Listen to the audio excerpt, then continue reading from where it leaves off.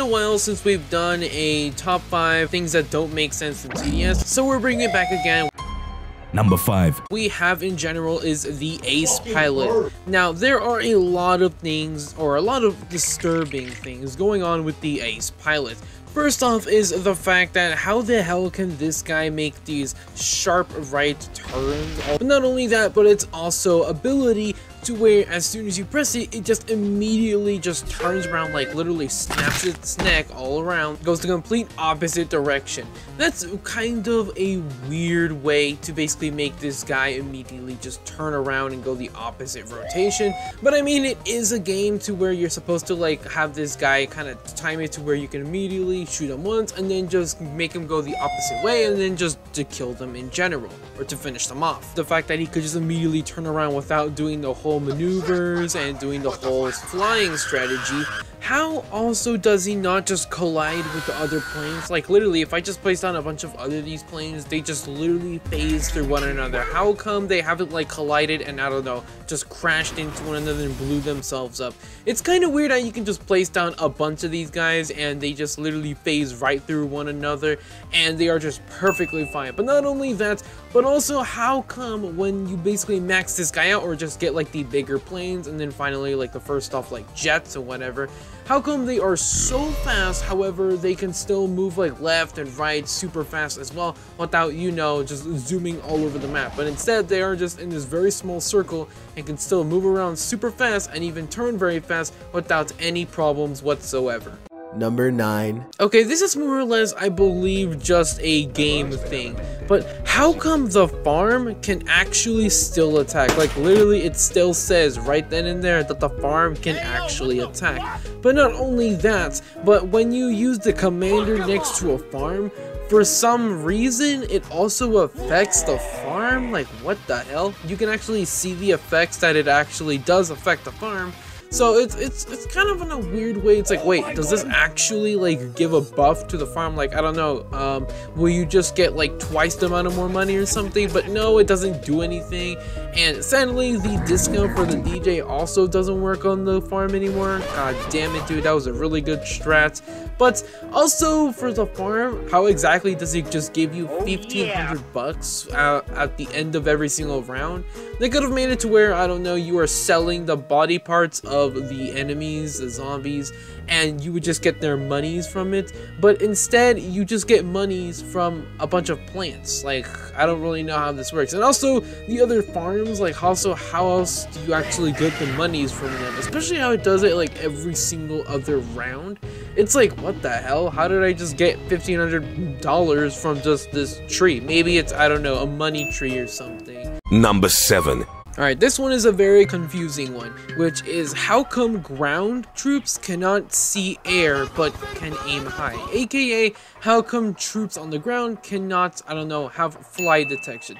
Now, it is worth mentioning that there are some troops that do have hidden detection, and they can actually shoot up and high. However, there are specific bosses that are really, really big, like for an example, the like Fallen Honor Guard or like the just regular final bosses. When they're very huge, your troops are actually aiming up high and are literally blasting really high up.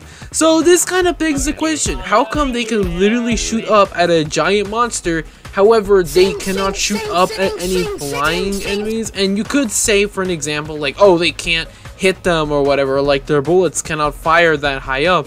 But if that's the case, how come a literal soldier with an assault rifle can aim and kill them, but for an example, a minigunner cannot? Like a minigun can definitely do that, but for some reason they can't.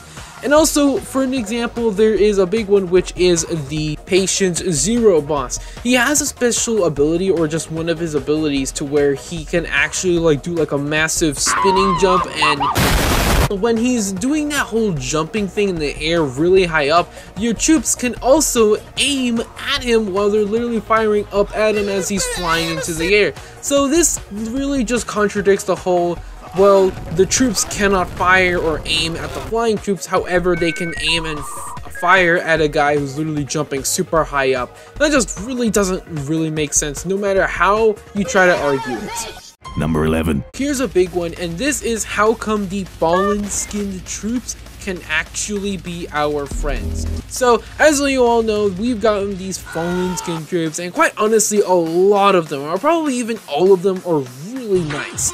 And specifically, for an example, the Brawler, it looks pretty awesome. And then there's some other ones, like for an example, the Engineer, the Necromancer. What I'm saying is that these skins are really good. And one of the things that really just kind of bothers me and also makes me question is how the whole fallen enemies and fallen, I guess, people work. So, as we all know, as soon as a human or something is now considered a fallen, like kind of like a disease or something, they are now under the control of the Fallen King. That's just the theory. And if that's the case, then why are these fallen skinned troops now just all of a sudden on our side? Like, what the hell? For an example, we have a fallen engineer, a fallen sledger, like what the fuck? Shouldn't they be fighting against us? But instead, here they are just fighting with us. Maybe they're, I don't know, some sort of rebellion or something like that against their own kind or something. Then again, if that is the case, then why are all of the other fallen enemies under the command, or at least actually following the Fallen King's orders or something like that? I don't know why, but maybe if it is like the whole, I don't know, they're infected with the whole fallen curse, that they are now under the command of the Fallen King and Void Army or whatever, then why are these fallen skinned troops just all of a sudden on our side? Number 1. Check this out. This is one that continuously just makes me question everything about life. And this is why military-based troops and other minions on the path just go ahead and kill themselves. So what I'm already talking about is, I'm pretty sure you guys already know what I'm talking about, is how come many of the troops, specifically vehicles, just drive into the enemies and kill themselves. Stick next to their military base or maybe their crook boss and, you know, help them out, but instead they deliberately go onto the path, run right into the enemy, and get themselves killed. Shouldn't they be wanting to be in a giant mosh pit just like right here and, I don't know, rail at the enemy, but instead they just drive or just walk into the enemy, just happily accepting death?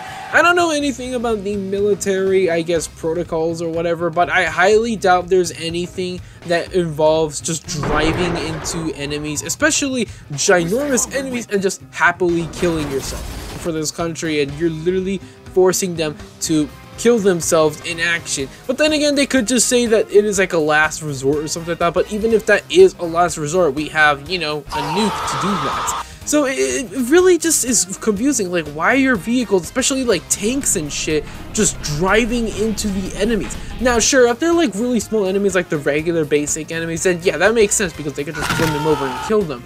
But for giant enemies, then like, why though? They could just stay on the side or park on the side and just blast at the enemies.